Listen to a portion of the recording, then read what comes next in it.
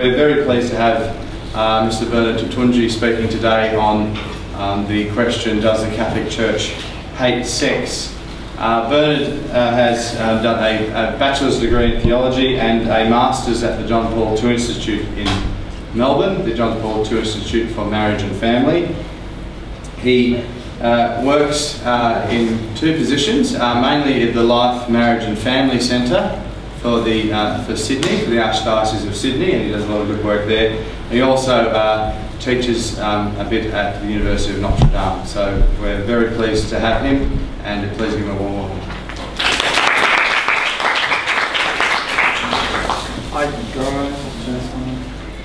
I don't know if I need this, but do I need this? Hello? Can you hear me? Can you hear me better? Yeah. It's alright. I won't have to yell. Happy to be here. Thanks for having me. I hope you're enjoying your lunch. I hope this makes it more digestible. The topic, does the Catholic Church hate sex? Let's just get straight into it. It's all downhill from here.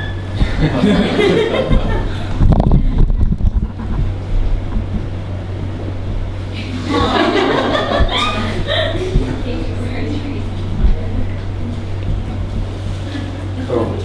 So that's our topic and that's our question, and they're just sort of, I think, random scenes that people might think about the Catholic Church, be they right or be they wrong. Hopefully we'll find out. Before I go any further, I always forget at the end, there's some brochures here, and I think there's going to be a table outside after. These are just things that our office produces on marriage, family, sexuality. There's some prayers for purity, a brochure, how to know it's real love, good question.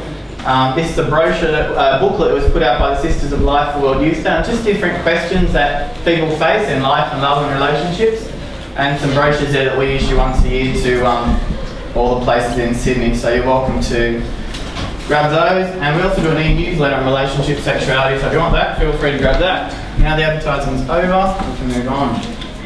Okay, what's this going to look?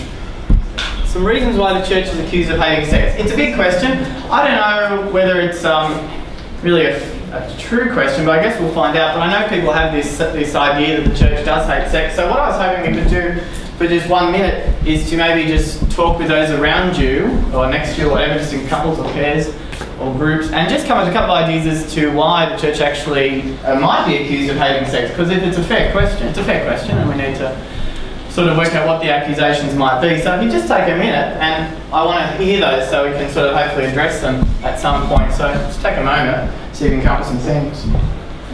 Any reasons? What I want to do is I just want to address some of the reasons. I don't want to address them, I want to jot them down.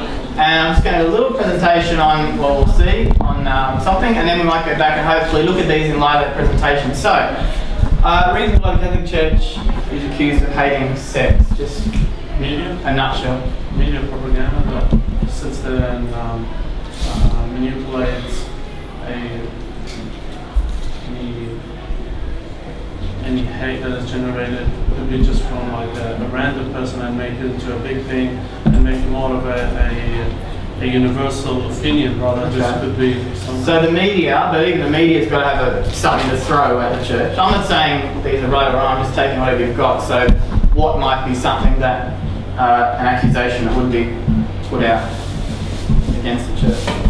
But I grant that a fair few come through the media. Yes? Probably purity for marriage, because a lot of people look at sex before marriage, which leads to promiscuity and all that, that would be probably what the church is against more than actually hating sex, in my opinion anyway. Okay, so premarital sex. Next. Anything else? Well, I know there are other things.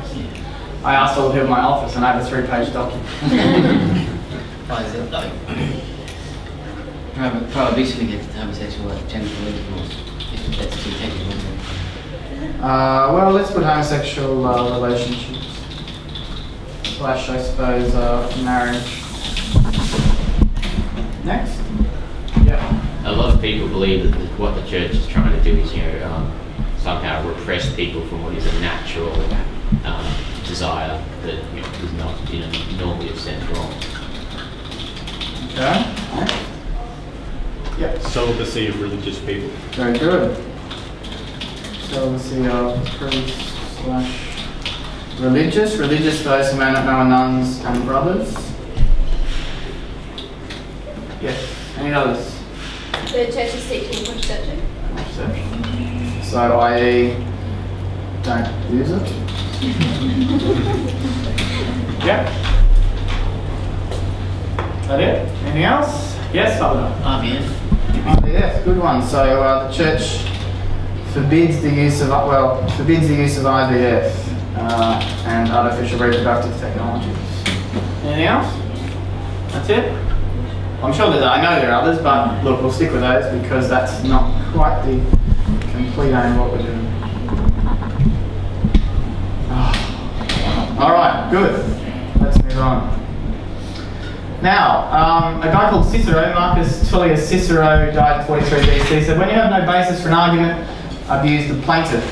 What he meant was he was a lawyer, he was a Roman philosopher and a lawyer, and he was used to people who might come to the courtroom who were bringing forth a case, and when those on the other side had no response or really couldn't understand the other side's argument, they just launched criticism on them, just attack them personally instead.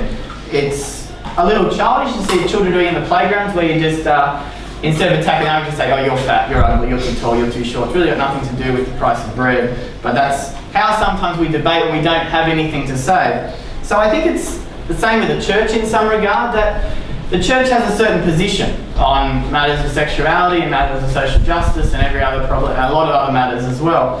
But when we don't understand what that position is, or really don't understand why the church is saying what she does or what it's grounded in, then it's just easier for a lot of people just to heap tag and say, oh, you hate sex, you're a bunch of idiots, whatever. So it leads to those wild accusations. So that's what we sort of want to deal with.